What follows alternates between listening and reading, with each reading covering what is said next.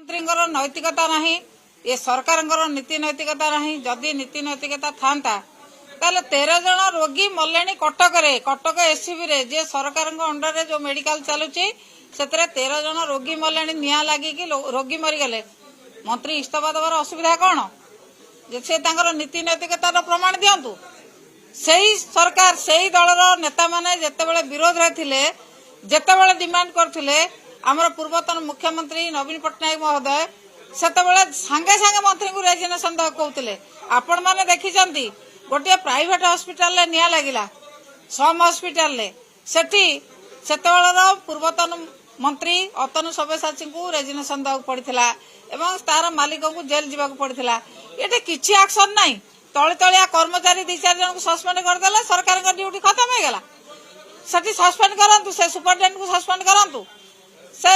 मंत्री को इस्तीफा देवा मुख्यमंत्री कहतु एपर्यंत किछि करूना से जमीती एमाने करई चंती जहाँ जना पड़ुची जे एमाने निया लगई मारी चंती